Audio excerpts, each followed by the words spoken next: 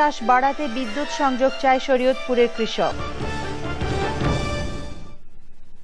এছাড়াও Exim bank বিশেষ সংবাদে যা থাকছে।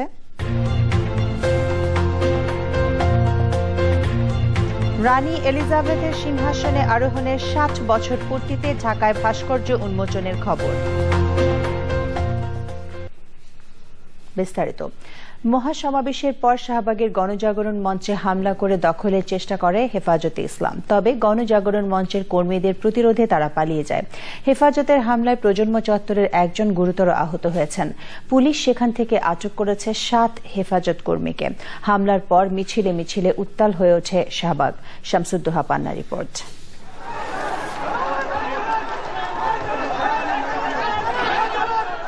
মৎস্য ভবনের দিক থেকে প্রজন্ম চত্বরের দিকে আসতে থাকা হেফাজত কর্মীরা ইটপাটকেল ছুটতে থাকলে এগিয়ে যায় প্রজন্ম চত্বরের কর্মীরা। শুরু হয় ধাওয়া পাল্টা ধাওয়া। পল্টন থেকে আরও হেফাজত কর্মী যুক্ত হলে পিছু হটে প্রজন্ম চত্বরের আন্দোলনকারীরা।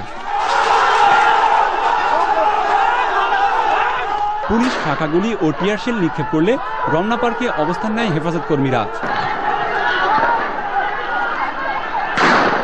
রমনা পার্কের মিন্টু রোড গেট দিয়ে হোটেল রূপসী বাংলা হয়ে আবারও শাহবাগের দিকে আসতে চেষ্টা করে হেফাজত কর্মীরা। এবারে প্রতিরোধ করে প্রজন্ম চত্বরের আন্দোলনকারীরা। হেফাজত কর্মীদের হাতে আহত হয় একজন প্রজন্ম যোদ্ধা। সেখান থেকে আটক হয় এক হেফাজত কর্মী। এক পর্যায়ে প্রজন্ম চত্বরের কর্মীরা পরিস্থিতি নিয়ন্ত্রণে আনে। শামসুদ্দোহা পান্না, চ্যানেল আই, ঢাকা। হেফাজতের হামলার পর মিছিলে মিছিলে উত্তাল গণজাগরণ মঞ্চ। শাহবাগ প্রজন্ম চত্বরে আছেন আমাদের রিপোর্টার সোমা ইসলাম। সর্বশেষ জানতে যোগাযোগ করছি তার সঙ্গে। সোমা, আমাদের উপস্থিতি প্রমাণ করে সোমা, মানুষ একসঙ্গে হলে, বাংলার মানুষ একসাথে হলে কোনদিন সোমা, আপনি কি আমাকে শুনতে পাচ্ছেন? বাহিনী এই দেশে মাথা তুলে দাঁড়াতে পারবে না। আমরা আমাদের অবস্থান ঐক্যবদ্ধ। সোমা, এই পর্যায়ে বক্তব্য রাখার জন্য অনুরোধ জানাচ্ছি মঞ্জুর রহমান মিঠু, ভারপ্রাপ্ত সোমা, বাংলাদেশ ছাত্র আন্দোলন। মঞ্জুর রহমান মিঠু। সোমা, আপনি কি আমাকে শুনতে পাচ্ছেন? সংগ্রামী সাথী ও বন্ধুগণ, সোমা, আজকের গণজাগরণ মঞ্চের উপর হামলার বিষয়ে আমাদের একটু জানান। 1971 সালে হ্যাঁ, হ্যালো। হ্যাঁ সোমা, আমাদেরকে এখনকার অবস্থা জানান। 1971 সালে যখন ফারজানা, আপনি জানেন যে আজকে বিকেল 5:17 দিকে যখন এখানে পূর্ব নির্বিঘ্নে একটি সমাবেশ করার কথা ছিল এবং দলে দলে মানুষ এই সমাবেশকে সফল করবার জন্য এখানে জমায়েত হয়েছিল, ঠিক তার কিছু সেই সময়ে, এবং আপনি জানেন যে আজকে গণজাগরণ মঞ্চ 22 ঘন্টার অবরোধ করেছে।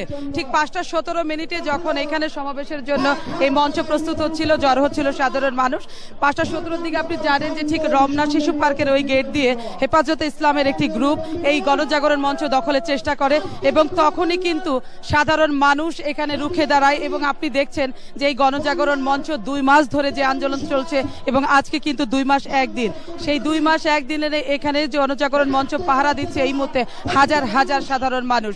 এবং কিছুক্ষণ আগে এই গণজাগরণ মঞ্চের যে মুখপাত্র ইমরান এইচ সরকার, তিনি কিন্তু স্পষ্ট করেই জানিয়ে দিয়েছেন যে সরকার যুদ্ধাপরাধীদের কিংবা 71-এর ঘাতকদের বাঁচাবার জন্য যদি এই হেফাজতে ইসলাম কিংবা জামাতুল ইসলামকে কোনো ধরনের তাদের ছায়া দেওয়ার চেষ্টা করে, তাহলে কিন্তু এই তারুণ্য তাদের শক্তি দেখিয়েছে এবং তারুণ্য কিন্তু রুখে দিবে এবং এইখানে অবস্থান নিয়েছে।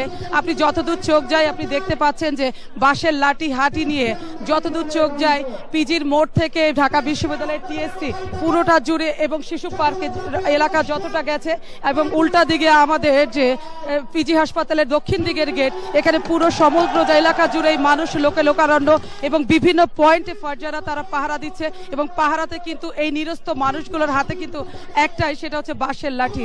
এবং গণজাগরণ মঞ্চের মুখপাত্র ইমরান এইচ সরকার খানিকক্ষণ আগে তিনি সংক্ষিপ্ত বক্তব্যে একটি কথা বলেছেন যে এইখানে যদি প্রশাসন যদি দুই পক্ষের যে হেফাজত ইসলাম সমাবেশ করেছে এবং এই পক্ষে যে সেখানে যে সাধারণভাবে কর্মসূচি ছিল সমাবেশ করার, সেখানে যদি প্রশাসন ঠিক মতো তাদের নিরাপত্তা ব্যবস্থা না দিতে পারে, তাহলে দুপক্ষের যদি সংঘর্ষ বাজে চাইলে কিন্তু এখানে রক্তের বন্যা বয়ে যাবে। এবং এই মঞ্চ কখনোই সহিংস আন্দোলনে বিশ্বাসী না এবং ডক্টর ইমরান বলেছে যে এরপরে যদি এই মঞ্চকে নিয়ে কোনো আঘাত আসে তাহলে কিন্তু তারা সহিংস থাকবে না। তারা এই মঞ্চ থেকে আপনি জানেন যে সমাবেশ শুরু হওয়ার কথা ছিল 5টা 5:30টার দিকে, মাত্র সমাবেশ শুরু হয়ে গেছে। পুরো মঞ্চ জুড়ে এখন তারুণ্যে টকবক করছে এবং প্রতিবাদী স্লোগান এবং তারুণ্যে বিভিন্ন ছাত্র সংগঠনের নেতারা বক্তৃতা রাখছেন এবং তারা একটি কথাই সরকারের কাছে পৌঁছে দেওয়ার জন্য বারবার যে দাবিতে তুলছেন যে তারুণ্য যে দাবি, যে 6টি আলটিমেটাম নিয়ে এখানে এসেছিল 2 মাস আগে যে আন্দোলন করেছিল, সেই আন্দোলনে যে তাদের যে প্রধান দাবি ছিল যুদ্ধাপরাধীদের সর্বোচ্চ ফাঁসি এবং জামাত শিবির নিষিদ্ধ করা, সেই দাবি যদি সরকার সেই লক্ষ্যে পৌঁছাতে না হয় তাহলে কিন্তু তারা এই রাজপথ থাকবে না। এবং যে কোনো চোখ রাঙানি, রক্তচক্ষু কিংবা যে কোনো জামাতে ইসলাম, তারা বলছে যে কোনো হেফাজতে ইসলাম যে মোড়কেই যে আসুক না কেন তারা কিন্তু এই গণজাগরণ মঞ্চ ছেড়ে যাবেন না। এবং আপনি জানেন যে আজকে এইখান থেকে নতুন কর্মসূচি ঘোষণা করা হবে এবং তারা কিন্তু প্রশাসন এবং সরকারের কাছে। হ্যাঁ সোমা, আপনাকে অনেক অনেক ধন্যবাদ। আমরা আবারও আপনার সাথে যোগাযোগ করব। লং মার্চ মহাসমাবেশ থেকে সোমবার সারা দেশে সকাল সন্ধ্যা হরতাল ডেকেছে হেফাজতে ইসলাম। 11 এপ্রিল থেকে 30 এপ্রিল পর্যন্ত দেশের বিভিন্ন জায়গায় মহাসমাবেশের কর্মসূচিও ঘোষণা করা হয়েছে। এর মধ্যে দাবি পূরণ না হলে 5ই মে ঢাকা অবরোধ করবে হেফাজত। রাহুল রায়ের রিপোর্ট। সকাল থেকে মহাসমাবেশ চললেও মূল পর্ব শুরু হয় বিকেল 4টায়। হেফাজতে ইসলামের আমির আল্লামা শাহ আহমেদ শফি তার বক্তৃতা শুরু করলেও পরে তার পক্ষে বক্তব্য উপস্থাপন করে তার ছেলে। 13 দফার কথা উল্লেখ করে দাবি আদায়ে আমিরের পক্ষে আন্দোলন কর্মসূচির ঘোষণা করেন হেফাজতে ইসলামের কেন্দ্রীয় নেতা।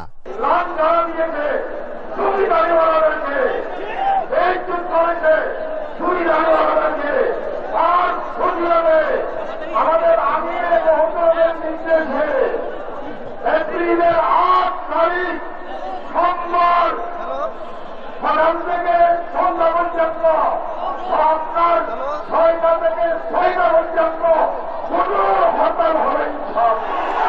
11 April Sylhet, 18 April Barisal, 20 April Khulna, 26 April Chittagong এবং 29 এপ্রিল রাজশাহী ছাড়াও আরো কিছু জায়গায় মহাসমাবেশ করবে হেফাজত। দাবি মানা না হলে ঢাকা অবরোধ।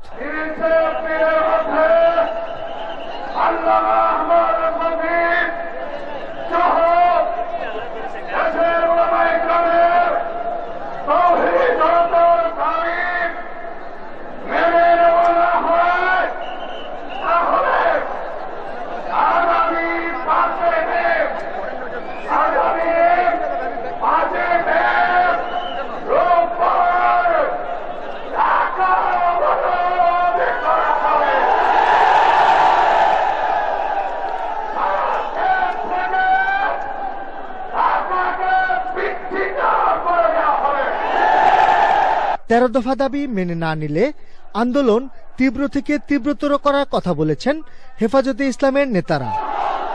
রাহুল রায়, চ্যানেল আই, ঢাকা। হেফাজতে ইসলাম বাংলাদেশের আমির শাহ আহমদ শফি অভিযোগ করেছেন, সরকার নাস্তিকদের বিচার না করে তাদের প্রশ্রয় দিচ্ছে। আগামীতে ক্ষমতায় যেতে হলে হেফাজতের 13 দফা দাবি মেনে নেওয়ার আহ্বান জানিয়েছেন তিনি। রিপোর্টে আরো জানাচ্ছেন মুরসালিন বাবলা। লং মার্চ পরবর্তী কর্মসূচির অংশ হিসেবে মতিঝিল শাপলা চত্বরে হেফাজতে ইসলামের মহাসমাবেশ। হরতাল অবরোধকে উপেক্ষা করে সকাল থেকে সমাবেশ স্থলে যোগ দিতে থাকেন হেফাজতের নেতাকর্মীরা। দুপুরের মধ্যে কানায় কানায় পূর্ণ হয়ে ওঠে সমাবেশ স্থলকে ঘিরে থাকা সবকটি সড়ক। সমাবেশে বক্তারা অভিযোগ করেন, অনুমতি দিয়েও সরকার সমর্থক সংগঠনগুলো হরতাল ও অবরোধ দিয়ে হেফাজতের লং মার্চকে বানচাল করার চেষ্টা চালালেও তারা ব্যর্থ হয়েছে। বর্তমান সরকার এই নিয়ে আন্দোলন দেখার জায়গায় বাধা সৃষ্টি করেছে, আমাদের বাস কাভারকে আক্রমণ করেছে এবং বিভিন্ন যানবাহনের প্রতিরোধ করে তুলেছে না দিতে পারে। যারা নাস্তিক মুরতাদদের পক্ষ অবলম্বন করবে তারা এ দেশের শাসনের অধিকার রাখে না। একজন মুসলমান বেঁচে থাকলেও আল্লাহ রসুলকে নিয়ে তপস্যা করা যাবে না। এদেশে ইনশাআল্লাহ ইসলামী হুকুমত কায়েম হবেই হবে। সমাবেশে 13 দফা ঘোষণাপত্র পাঠ করা হয়। আমাদের ছাত্র শিক্ষক কর্মীকে নিঃস্বার্থ মুক্তি দিতে হবে। রাত্রে 10টার ভিতরে আহমেদ শফির লিখিত বক্তব্যে বলা হয়, ইসলামকে বাঁচানোর জন্য যে আন্দোলন শুরু করা হয়েছে তা দমানোর চেষ্টা করলে ভয়াবহ পরিণতি বহন করতে হবে সরকারকে। সরকার আমাদের দাবি দাওয়ার প্রতি কর্ণপাত না করে দেশের কোটি কোটি মুসলমানদের বিরুদ্ধে অবস্থান নিয়েছে। আমাদের আজকের এই লং মার্চ কর্মসূচিকে একটি শান্তিপূর্ণ কর্মসূচি ঘোষণা করা হলেও সরকার লক্ষ্য পরিচালনার এই কর্মসূচি সঞ্চারের সব প্রচেষ্টায় চালিয়েছে। এদের নাস্তিক মূর্খাদের ইসলাম বিরুদ্ধের ঠাঁই নেই। ইমানদার জনতাই এই দেশ নিয়ন্ত্রণের অধিকার রাখে।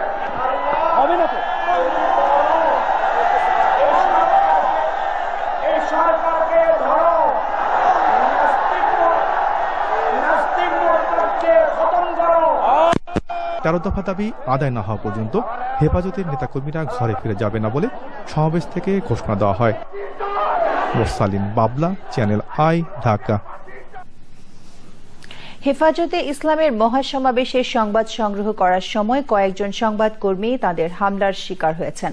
পল্টন মোড় এলাকায় এসএটিভির রিপোর্টার মহসিন কবির এবং ক্যামেরাম্যান খোরশেদ আলম চপলের ওপর হামলা চালায় হেফাজত কর্মীরা। হামলায় আহত খোরশেদ আলমকে বঙ্গবন্ধু শেখ মুজিব মেডিকেল বিশ্ববিদ্যালয় হাসপাতালে ভর্তি করা হয়েছে।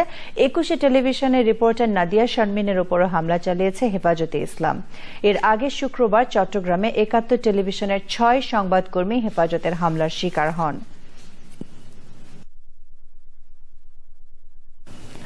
মতিঝিলের মহাসমাবেশে এসে হেফাজতে ইসলামের সঙ্গে সংহতি প্রকাশ করেছে প্রধান বিরোধী দল বিএনপি এবং মহাজোট সরকারের প্রধান শরিক জাতীয় পার্টি।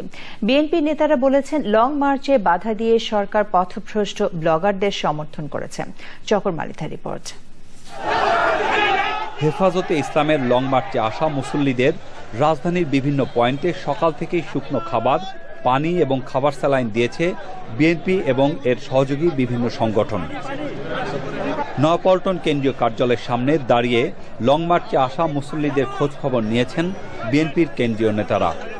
শত মাইল পায়ে হেঁটে হেফাজতে ইসলামের নেতা কর্মীরা, ইসলাম প্রিয় মানুষরা ইমানি দায়িত্ব পালন করার জন্য ঢাকা মহানগরে তারা উপস্থিত হয়েছেন সমাবেশে।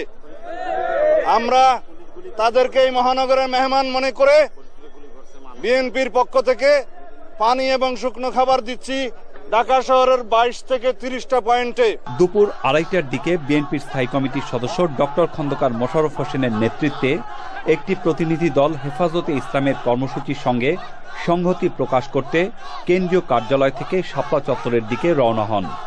সঙ্গে ছিলেন সাবেক মেয়র মুক্তিযোদ্ধা সাদেক হোসেন খোকা। বিএনপির প্রতিনিধি দল হেফাজতে ইসলামের মঞ্চে বসে কিছুক্ষণ অবস্থান করেন। সংহতি জানিয়ে ফিরে সমাবেশের ভাষা বোঝা।